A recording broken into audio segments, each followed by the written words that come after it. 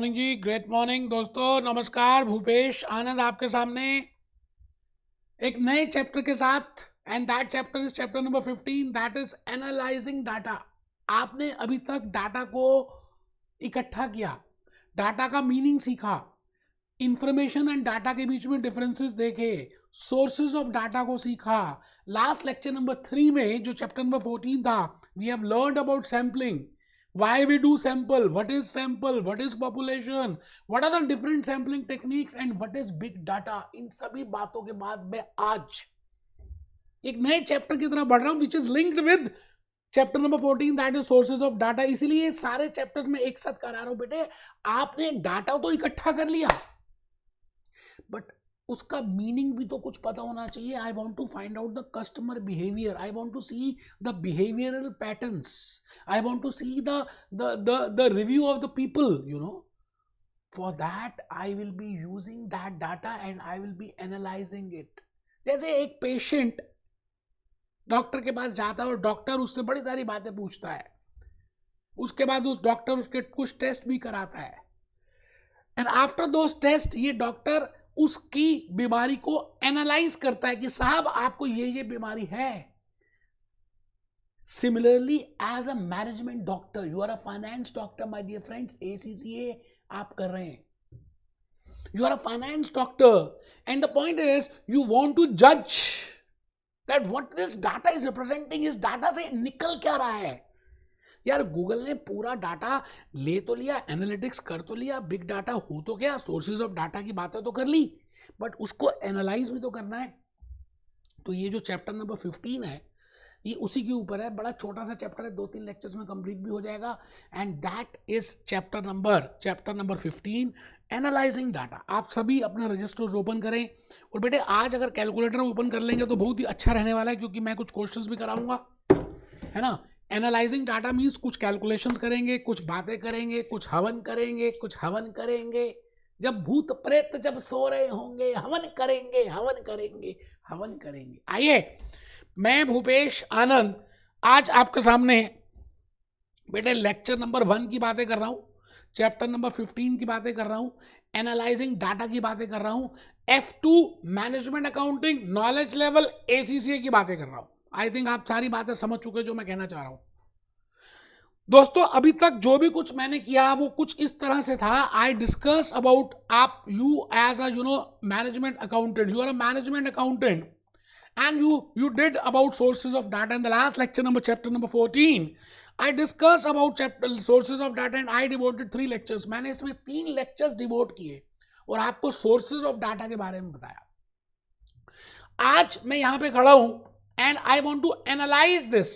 मैं इस पूरे डाटा को एनालाइज करना चाहता हूं। तो मेरे पास इस चैप्टर को समझाने के 3 लेक्चर्स हैं। मैं क्या करूंगा, उस डाटा का एवरेज कैलकुलेट करूंगा, मैं उस डाटा का स्टैंडर्ड डेविएशन कैलकुलेट करूंगा, I will calculate median, I will calculate mode, same जो आपने बीकॉम में, ग्रेजुएशन में, 11th में, 12th में सब किया हुआ है। But I want to find out कि उसका एवरेज कितना होगा, उसका मीन कितना होगा, उसका मीडियन कितना होगा, उसकी स्क्यूनेस कितनी है, उसका स्प्रेड कितना है, उसकी नॉर्मल डेविएशन कितनी है। तो बेटे वो सारी बातें हम इस एनालिसिस ऑफ डाटा में करने वाले हैं। अच्छा, जैसे ये 3 लेक्चर्स खत्म होंगे, मेरा नेक्स्ट चैप्टर रहेगा chapter number 16, that is in regard to forecasting of data. मैं आने वाले भविष्य की बातें करूंगा।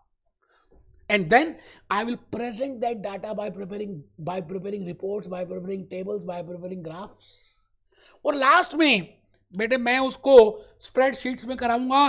भूपेश आनंद मेरा नाम है, मैं CA, मैं CS, मैं CMA, मैं ACCA, मैं लंदन, मैं अमेरिका। बेटे सारे कोर्सेज कर डाले सिर्फ इसलिए कि मैं आपको ज्यादा बेटर बता पाऊं। तो देखिए आज का ये जो चैप्टर नंबर 15 है ये इस घड़े के बराबर है। इस घड़े में लिखा हुआ है एनालिसिस ऑफ डाटा, और इस घड़े से 4 बातें निकल रही हैं। First is average, I want to calculate the average of the data. So today this lecture number 1 I will be focusing towards this technique of analysing data, that I will be calculating average. Average में मैं mean निकालूंगा, average में मैं median निकालूंगा, average में मैं mode निकालूंगा। This is very easy, आप कर चुके हैं बट फिर भी हम करेंगे। नेक्स्ट लेक्चर नंबर 2 में आई will be doing with measures of spread and expected value, और फिर लेक्चर नंबर 3 में आई will be doing normal distribution. आइए जी आइए, मैं चल पड़ा, मैं भूपेश आनंद आज आपके सामने एवरेज की बातें करूंगा। And with in average I will be using 3 M's, मैं 3 M's की बातें करूंगा बेटे। आज के इस लेक्चर में मैं पहले M को बताऊंगा व्हाट इज मीन क्या है, दूसरे M को बोलूंगा मीडियन क्या है, तीसरे M को बोलूंगा मोड क्या है। तो मीन, मीडियन, मोड। मीन के बड़े सारे नाम हैं, जैसे आपके बड़े सारे नाम है यार घर के। Simple mean, arithmetic mean, average, mu, x bar, Greek words use करेंगे। And when I say mean, बेटे I can calculate mean of a raw data, I can calculate a mean of a discrete series, I can calculate the mean of the class interval। आप समझ रहे जो मैं कहना चाह रहा हूँ? एग्जाम्पल करेंगे समझ आ जाएगा। और बड़ा सिंपल सा लॉजिक है, जितना डाटा उसको जमा कर दो, भाग कर दो उसके नंबर से, न्यूमरेटर अपॉन डिनोमिनेटर। मीन निकालने के लिए, एवरेज निकालने के लिए there has to be some numerator and there has to be some denominator. तो न्यूमरेटर में मैं लिखूंगा total of the numbers, total of the value divided by the number, जितनी टोटल है उसका नंबर, दैट इज मीन। आइए जी आइए दोस्त, एवरेज, मीन, मीडियन, मोड की बातें करेंगे। मैं सबसे पहले अर्थमेटिक मीन एवरेज में आ गया। सबने लिखना है बेटे, आप लिखेंगे तो अभी प्रिपेयर करके डायरेक्टली एग्जामिनेशन हॉल में जाएंगे। इसके लिए बार बार आपको टाइम लगाना नहीं है। Arithmetic mean, average, mu, mean, simple average, sigma x upon n. अब इसमें 3 तरह के पॉइंट्स मैंने लिखे। Random data, it means when I am given with just the data. If it is frequency distribution, that is discrete series, and if it is class interval, बड़ा simple है जो आपने पहले किया, sigma x upon n. Sigma is a Greek word, sigma x means जितने values हैं उसको total कर दीजिए, divided on number of observations.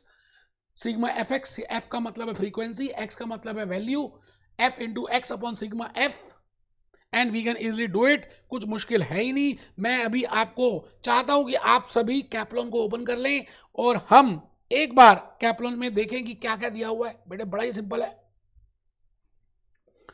The arithmetic mean is also name as average.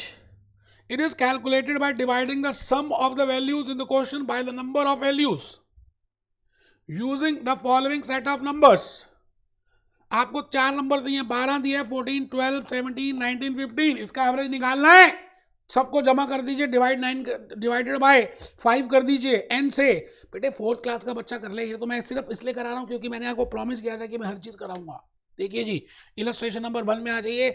A shopkeeper is about to put his shop up for sale. As part of the details, the wishes to quote the average yearly weekly takings। वो देखना चाहता है कि average yearly takings क्या होंगी। ठीक है sir, बहुत बढ़िया।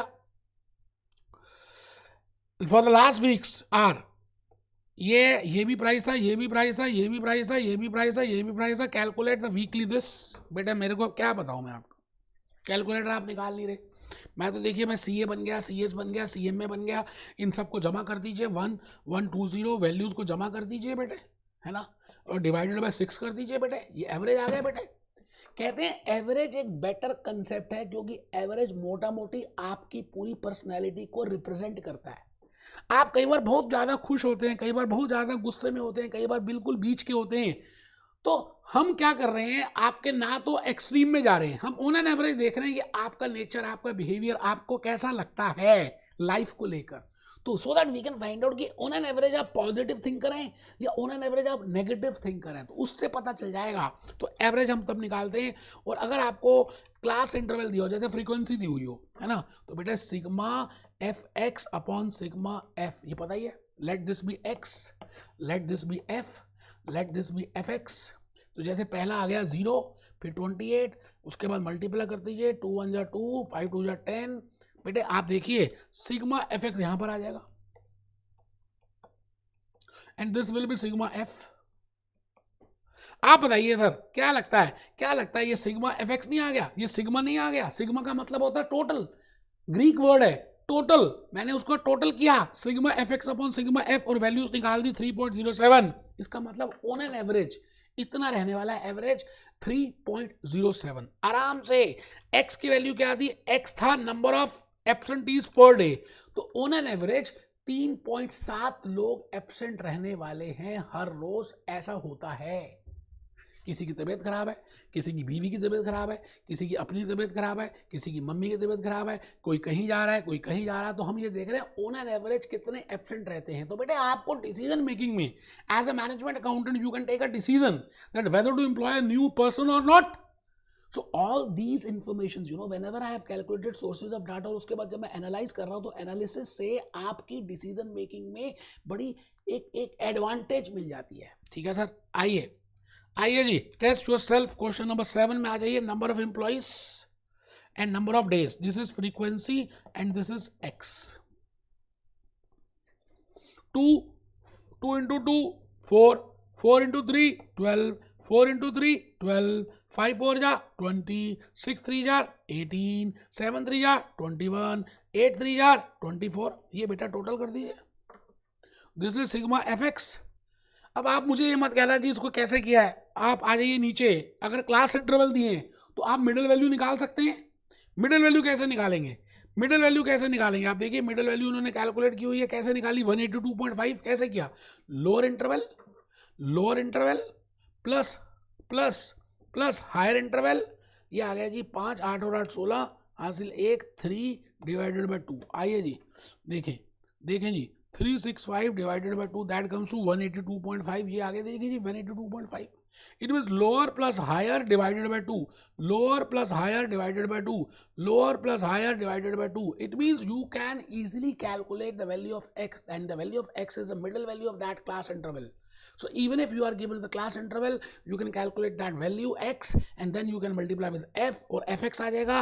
बेटे इससे हमें मोटा मोटी उस डाटा के बारे में पता चल जाता है कि वो जो डाटा है उसमें ऑन एन एवरेज कितने क्या होने की संभावना, what are the expectations of having occurring of that, तो दैट वी कैन कैलकुलेट। इसी तरह से आप टेस्ट योरसेल्फ क्वेश्चन नंबर 5 कर सकते हैं। मुझे बार बार पूछेंगे तो मैं थप्पड़ मारूंगा। मैं आ गया थी नेक्स्ट पॉइंट, मीडियन में। अब है क्या कि मीन ना कई बार आपको रिजल्ट प्रॉपर नहीं देता। क्यों? क्योंकि उसमें कोई वैल्यू बहुत बड़ी है, मान लेते हैं कुछ कम है, तो एवरेज में चेंज आ जाएगा। जैसे मैं कहता हूँ कि एक वैल्यू है 0 और दूसरी वैल्यू 100, फिर बीच की वैल्यूज ऐसे ही है, मान लेते हैं कुछ भी है ना। अब इसमें एक्सट्रीम वैल्यूज से एवरेज में चेंजेस आ जाते हैं, क्योंकि आप सबका टोटल कर रहे हैं और सबको डिवाइड कर रहे हैं n से। इसका मतलब आप वेट तो सबको एक एक दे रहे हैं, लेकिन वैल्यू अलग अलग हो सकती है। It means sometimes mean does not give you a correct representation. It means you are, as a management accountant, as a ACCA, sometimes your decision making there can be a fault in that. So because there can be a fault in your decision making, so it is important that you should know how to calculate or how to prepare or what is the meaning of median. Median का मतलब क्या है? बेटे median का मतलब actually में middle value है। हम क्या करेंगे, जो भी डाटा दिया है पहले उसको असेंडिंग ऑर्डर में या पहले उसको डिसेंडिंग ऑर्डर में लिख देंगे। इधर we will write down in ascending order और we will write down in the descending order, और उसके मिडिल वैल्यूज को देखेंगे, उसको बोलते हैं बेटे मीडियन। सो मीडियन में क्या होगा कि आपके जो वैल्यूज बड़ी हाई या लो हैं वो अफेक्ट नहीं होंगी उस एवरेज की वजह से। It means the middle value, the representative will not be affected by that. आगे पढ़ते हैं। The median can be used to overcome any issues. The median can be used to overcome any issues. जैसे skewed है, मान लेते हैं एक data ऐसा है ना, या एक डाटा ऐसा है skewed, मतलब एक तरफ ही झुका हुआ है। अब जब एक तरफ झुका है तो आप उसकी वैल्यूज का एवरेज निकालेंगे तो बट नेचुरल एवरेज भी वैसा ही आएगा। जैसे जैसे पेरेंट्स होते हैं वैसे ही बच्चे होते हैं। अब आप ये बताइए कि उस केस में एवरेज एक ट्रू रिप्रेजेंटेटिव नहीं होगा अगर डाटा अनस्ट्रक्चर्ड है। तो I can not calculate that, I can not say that average is a true representative of that data. So in that case I have to calculate. मैं क्या निकालूंगा? मैं आपके सामने कहूंगा I will be calculating median. But median को calculate करने के लिए या तो डाटा को आप इंक्रीजिंग ट्रेंड में पहले शो कर दीजिए, पता है आपको थर्ड क्लास में सीखा था, और डिक्रीजिंग में, और उसके बाद उसके मिडिल वैल्यू ले लीजिए। बेटे मैं क्या बताऊँ, अब आप ये देखिए जी, ये है, इसको मैंने इंक्रीजिंग ऑर्डर में कर देते है ना। ये पहला आ जाएगा 990, उसके बाद है जी 1105, फिर है जी 1030, फिर है जी 1040, 1105, 1105, ये 1015 है। ये कैसे लिखा हुआ है देखो। First of all we will arrange in the ascending order और you can arrange in the descending order also. Answer वही आने वाला है, तो कोई घबराना नहीं है। मैंने उसको कर दिया। अब आप देखिए जी 1 2 3 4 5 6, अब बाई चांस ये इवन आ गया, अच्छा ऑड में क्या बड़ा इजी रहता है, 3 यहाँ है 3 यहाँ है, बीच का नंबर है 7, जैसे 7 है तो I can easily calculate it. तो मीडियन में जब दो वैल्यूज आती है उसका एवरेज ले लीजिए, जैसे ये वैल्यू एवरेज थी, ये वैल्यू थी, डिवाइडेड बाय 2, ये आ गया जी 1035 is the true representative of that data. तो मीडियन निकालना भी आपको पता है ना, इसका निकाल सकते हैं, बताइए जी कैसे करेंगे। 25, उसके बाद अच्छा पहले 18, फिर 25, फिर 27, फिर 43 और फिर 52। अब ये 2 यहाँ चले गए, 2 यहाँ चले गए, ये आ गया जी median 27। No 27 is a middle value. कहते हैं ऑन एन एवरेज आप कैसे हैं वो निकालना है। तो मीन कई बार नहीं निकालता तो मीडियन आपकी हेल्प करेगा। तो मोड जो बार बार आ रहा है, ज्यादा नंबर ऑफ टाइम्स आ रहा है, इसको बोलते हैं मोडल वैल्यू। बेटे आपने ये भी 3rd क्लास 4th क्लास में किया मोड, बट मेरे को बताना पड़ रहा है क्योंकि हम एनालाइज कर रहे हैं as a management accountant, as a ACCA, as F2, as knowledge level, I am analysing it. तो मैं क्या कर रहा हूँ, मोड को कैलकुलेट करने की कोशिश करता हूँ। मोड और the model value is this this this this this, जो मैक्सिमम नंबर ऑफ टाइम्स आया, सीधी सी बात है जी। ये देखिए जी 12, the mode is the value with the highest frequency, the mode is 1 complaint per week, that is 1 complaint per week। क्या बोलूं यार, मैं क्या बताऊं, मेरे को तो समझ ही नहीं आ रही क्या समझाऊं, सच्ची सी बात तो ये है। The calculate the mode of the following. 2 कितनी बार आया, अच्छा 3 आया जी, 1 बार आया, 2 बार आया, 3 बार आया, 4 बार आया, 5 बार आया, 3 है। समझ आ रहा है? तो बेटा यही है mean, median, mode, average, central tendency. आपने किया हुआ मेजर्स ऑफ सेंट्रल टेंडेंसी, उसमें और भी बड़ी सारी बातें की है बट हम उसमें नहीं जा रहे because that is not in our course. वो हम F5 में करेंगे, परफॉर्मेंस मैनेजमेंट में। आपको एक कराया था measures of central tendency statistics में, वो आज हमने एवरेजिंग किया। और अभी हम नेक्स्ट हमने किया था मेजर्स ऑफ डिस्पर्जन, वो हम करेंगे स्प्रेड में, नेक्स्ट लेक्चर नंबर 2 में, कि स्प्रेड क्या है, डेविएशन क्या है, बिखराव क्या है ना, उससे कैलकुलेट करेंगे। तो हम क्या करेंगे, एक representative as a management accountant, as a decision maker we can find out. तो मिलते हैं बेटे लेक्चर नंबर 2 में। Be happy, be jolly, be cheerful.